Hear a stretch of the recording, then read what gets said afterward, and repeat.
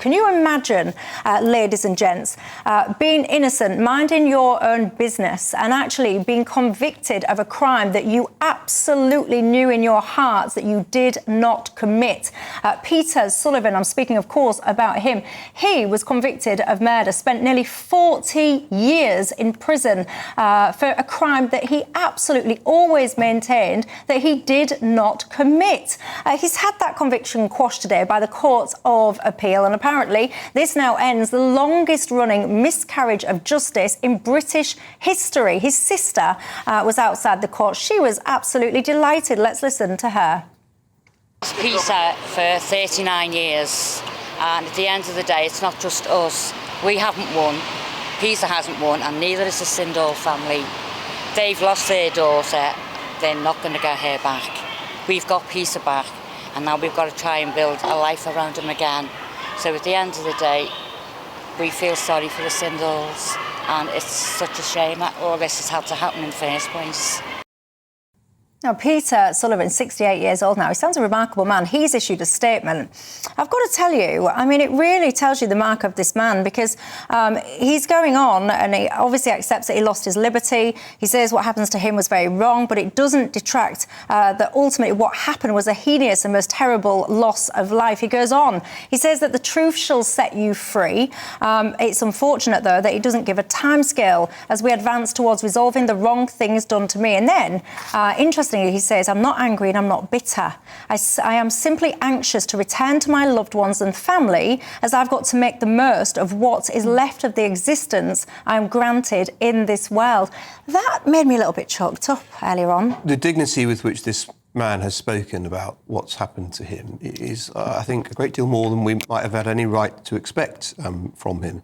I've done some criminal cases review commission work in the Court of Appeal, and it's they're not actually that often brought.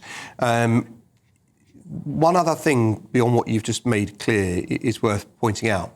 When someone is wrongly convicted like this, not only are they sentenced, in his case, to a lifetime in jail that they didn't merit, but the police stop looking for the person who actually committed the crime, because they think that they have resolved the situation, they think they've solved it, and they think that they have put, in this case, a rapist killer in prison and don't need to look anymore. Let us now hope that the victim of this crime isn't forgotten, and even after all this time, 1986 was when Diana Sindall had her life stolen from her, aged 21. Let us hope they still find the killer, who may well still be out there on the streets of Britain today. This video is sponsored by Saily. Saily is a brand new eSIM service app.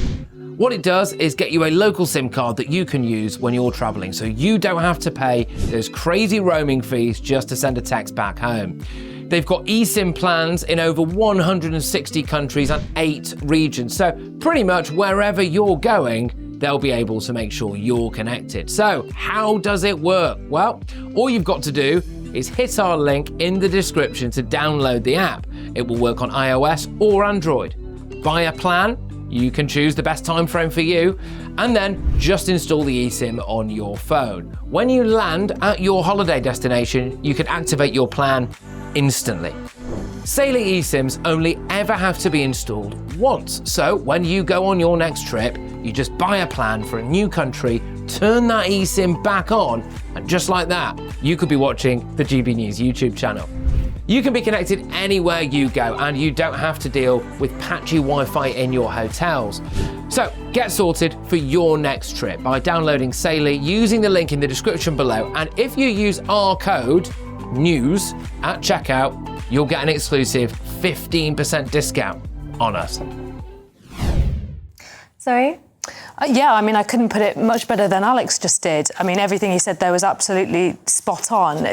What Peter Sullivan has been through, you know, spending the best part of 4 decades in prison, separated from his family. Now he's coming out 68 years old, hopefully still with a portion of his life ahead of him where he can make the most of it. But dealing with all that trauma, having spent that time in prison for a crime he didn't commit, but also, of course, the murder of Diane, who was savagely murdered back in 1986, and for whom her family thought they had some degree of justice, seeing her murder in prison, actually didn't. They are going to be devastated today. They're going to be wondering, as Alex said, is the murderer still out there? What will they ever get peace for this? And of course it now opens the case back up for the police as well. So great that Mr. Sullivan is now out, but of course devastating for her family. Make a different point, Michelle, given I think this is of interest to you. There are some people on this channel who are strong advocates for the return of the death penalty. Me? That's why I'd invite you to consider this case. Peter Sullivan served 38 years in prison. He sought to bring an appeal. He didn't initially have that appeal, right to bring the appeal granted. The Criminal Case Review Commission initially declined even to bring the case, and then he did bring an appeal more than 30 years after his conviction, and he lost that appeal in 2019. Most advocates for the death penalty would look at the case of someone who was a convicted rapist murderer who had exhausted all possible appeals more than 30 years after and said, here is the textbook case study for why we should have the death penalty back. I assume you would have done too, before evidence of his conclusive innocence emerged. No. So I am a very strong advocate of... I actually think that there should be a referendum on the death penalty. I think people like that man whose name I can't barely bring myself to spit from my lips, that Axel Rudakabana, I absolutely would subject someone like him to the death penalty. Why? Because it is absolutely without any shadow of doubt that he committed this crime. The chap that we're talking about now... You establish that by a jury of your peers convicting you, which is exactly what happened in Peter Sullivan's case. Yeah, but there was no DNA evidence, and actually the reason that this man has now been quashed, or this conviction, should I say, has been quashed today, is that now, of course, you've got advancements in DNA, and what's now happened is that now, without going into, all of the details at this time in television, but there was a bodily fluid that now it's evident it did not match up to the person that had been convicted. So the DNA evidence didn't stack up. Some of the stuff that they had, actually, it could have been pulled apart. So I wouldn't actually have suggested that this chap was a candidate for the death penalty. When you've got those people, again, I don't even want to spit these men's name out of my mouth because I don't want to give them credit, but the people that hacked Lee Rigby to death, standing there, covered in their blood, yes, please, you guys could be a candidate for the death penalty because nobody, you're not going to find out in 20 years that those guys didn't hack Lee Rigby to death, are you? Yeah, so it's interesting because it's very difficult for a politician who'd make the choice that you're asking them to make in the end, to look in the eyes, the family of Diane Sindel, who thought that they had convicted her rapist murderer, and say, don't worry, the death penalty is for other people, but not for the killer of your daughter. Not for the killer of your family. And the pressure to allow the death penalty for a rapist murderer of the type we're now talking about would be extreme. And indeed, is the kind of offence most people in this country, you say you wouldn't now, but most people in this country who do want the death penalty say a rapist murderer should be executed. If it can be proven beyond any doubt, circumstantial evidence. That is what our justice system said in the case of Peter Sullivan for 38 years. Well, I think what I would say back to that is you would need to have politicians with very, very strong backbones. I'd make a good MP, actually. I would advocate for a death penalty for people like the Axel Rudakabana. I wouldn't be swayed in my judgment because it is beyond anything that he did that. Those men, Lee Rigby, beyond anything he did that. He was convicted of rape and murder. His appeal failed, you'd have strung him up.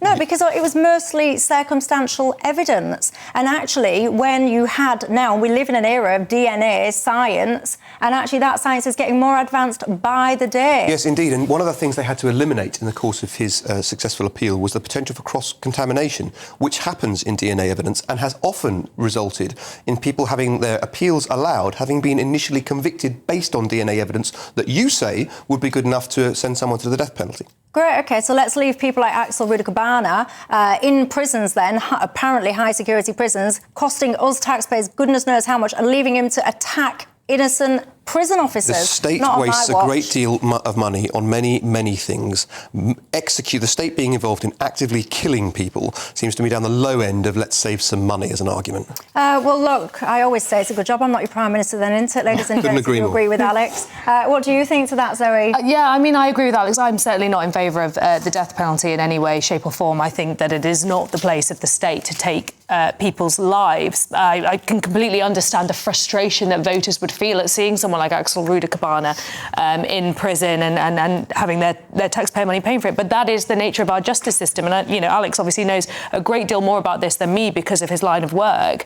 But I think it's true. I don't think that it would necessarily be cheaper to enact death penalty. And there are also always going to be cases like this. If you've got to keep someone like Axel Ruder-Cabana behind bars, he's like quite a youngish guy. I imagine he's going to have quite a longish life. How could it not be cheaper to just get rid of him than it would be to keep him for decades? Because it's very expensive. As you can see in the US, people sit on death row for many, many years. You have people questioning and going back to court to try and lessen their sentence. You have all the different. Don't worry, Michelle would have executed him by the time that appeal could have been heard. Well, I'd be fair. I would allow you an appeal, but I wouldn't. Which he lost. He had an appeal and he lost it. You'd have killed him. No, I wouldn't have killed him. And he was innocent. No. Peter Sullivan, if you're watching, your life would be safe with me because he was convicted. You're struggling a bit, Michelle. I'm not struggling. You'd have allowed him an appeal and he had one and he lost it. Because I've already said that this chap would not have been a candidate under Dewberry, death penalty. He wouldn't have qualified because he was convicted largely on circumstantial evidence. So he wouldn't have ever been a candidate. And, fair play to the guy. He's got a better attitude than me because I wouldn't be as uplifted as what he is. Of course, I don't argue with that. That's right. I don't understand. Why are we keeping the likes of Axel Ruder-Cabana alive? Why? I don't think the state should be involved in killing anyone. And I think that the mistake possibility, which I'm not quite sure you've dug yourself out of the hole on, is only one aspect. Okay, people at home will decide. It is only one aspect of the reason I don't think the state should be involved in taking life. I don't think the state should be involved in taking people's life in the course of supposedly hastening them towards a death they want either. But I don't think it's the role of the state to kill people. But you see, that's why I think there should be a referendum, because whilst I completely disagree with your perspective on the death penalty, I completely respect your right to have it, as hopefully you would respect my right to have mine. We live in a democracy, all views are welcome. But if you put that then to the people and you let the people decide, some will agree with me, some will think my view is barbaric, and they will agree with you. Yeah. Well, so why don't you let the collective decide? You should run for office again. I respect the fact you've put your money where your mouth is and stood for election. You need to run for Parliament again, form a majority in Parliament, and then with that majority pass legislation which you had in your manifesto to become a law on having a referendum on the death penalty. Short of that, I'm not sure you're going to have much luck. Well, never say never. Never say never, ladies and gents. That's all I can say to you. And actually, if you were someone that thought you could actually go around under Dewberry ruling where you thought you could take knives and stab little girls, I assure you, your life would not be quite as cushy as it perhaps ends up in this day and age. I can tell you that for free. But of course, I also respect that many people will think that my view is absolutely abhorrent, and you're entitled to that view.